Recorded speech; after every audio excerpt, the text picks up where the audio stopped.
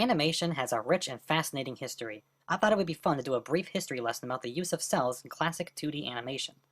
Just so we're all on the same page, animation cells are sheets of transparent celluloid to which animated cartoon characters are painted on and photographed to create the illusion of movement.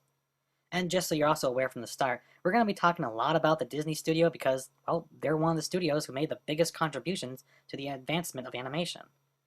The first use of celluloid cells in animation was actually for backgrounds. Originally, characters were inked and animated on sheets of rice paper, and a static background was drawn on a sheet of celluloid, which was then laid over the animation to complete the scene. This was an extremely cheap and effective method of animating, but it had one enormous downside.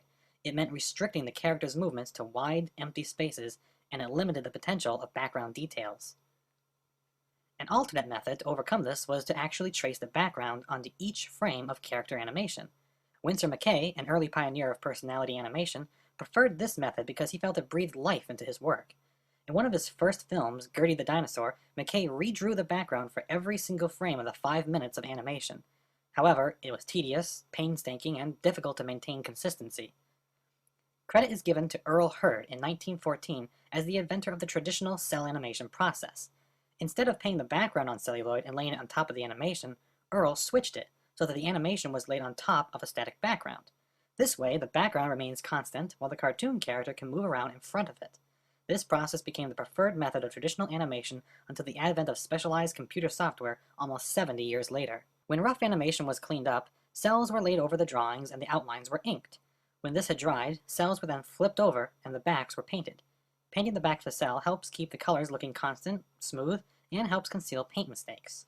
In the early days, the only colors needed to paint were black and white. When color film was developed, new methods of painting had to be created too. Characters had to be broken down to extremely specific color combinations so that the exact same color could be reproduced days or even months later. And one of the largest roles that women had during the early days of animation was in the painting of cells. Originally, men were thought to be the only ones good enough to produce the hard, constant outlines demanded in those early cartoons. But the Walt Disney Studio was one of the first to hire women for inking and painting. Walt believed that women were better at inking delicate line work than men were, and they were more skilled at blending the colors. In fact, women actually applied makeup to the top of cells of Snow White, just like they would apply makeup to themselves. Often, these little touches were not asked for by Walt or the animators, and were intended to make each frame resonate with perfection, a high standard of quality that would soon become an industry norm. One of the drawbacks of using cells was image fogging. Cells are transparent, but if you stack too many of them up, light passing through starts to become diffused, producing a foggy or blurry effect. Not only that, but the same color on a lower cell would look darker than one on a cell positioned at the top of a stack. Because of this, animators had to find out ways to keep the number of cells being photographed to a minimum. The cost of production and the issue of fogging would later influence limited animation, but unfortunately that's another subject for another time.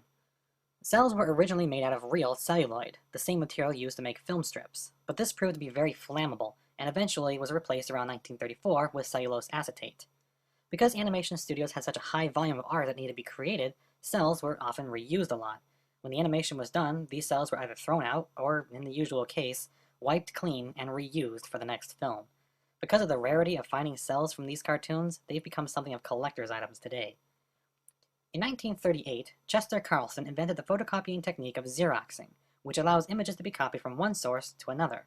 Xeroxing is common now, but at the time it was quite revolutionary, especially for the animation industry. Rather than hand inking each cell, the original cleaned-up artwork itself could be mechanically copied onto the cells.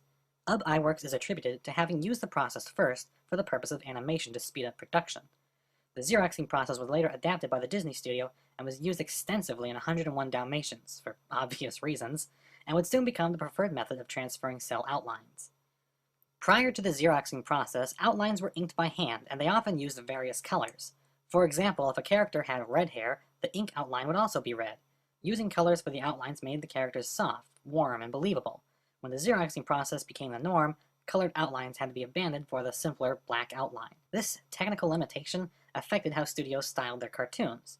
From 101 Dalmatians onward, cartoons from the Disney studio took on rougher, newspaper illustration-like styles, mostly due to the fact that the Xeroxing process wasn't exactly very clean.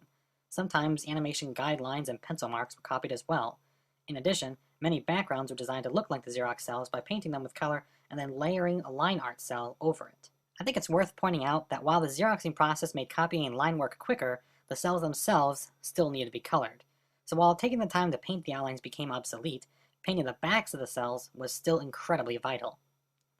Cel animation remained largely unchanged for many years until around the mid-1980s, when computer graphics started becoming more prominent.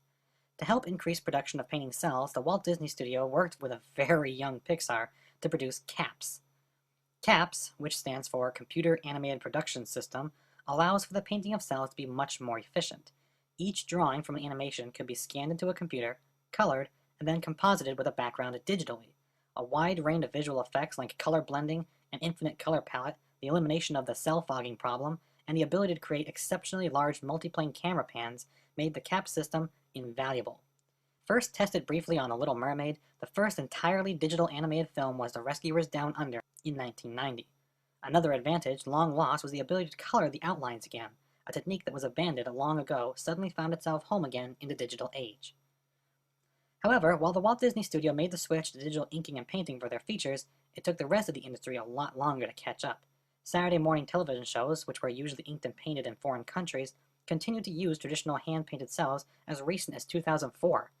Many filmmakers also didn't want to make the switch to digital because they felt that the 2D animation looked synthetic and lost the aesthetic appeal of the craft. The Simpsons, for example, were still making their episodes with hand-painted cells even when all-digital shows like Futurama were first appearing. In Japan, painting cells continued in feature films as late as 1997.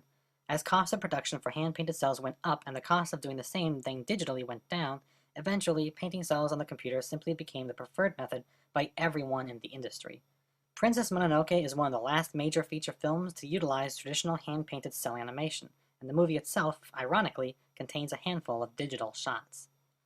Painting 2D animation on the computer simply became much easier to do, and like all technology, it continues to evolve. Digital cells were originally garish and harsh, but as the technology improved, the quality did too, and now the level of detail that can be achieved in the digital realm far exceeds what was possible almost a century ago. So that's the history of traditional hand-painted cells from its conception in the early 20th century to its eventual demise in the mid-1990s. I want to give people a glimpse into the rich lineage that 2D animation has and how various new techniques have shaped the medium over time. I hope that this was educational as well as entertaining, and I hope that the next time you watch an old Bugs Bunny cartoon or classic Disney movie, you think of some of those things that I touched upon and appreciate the craft that went into making those films.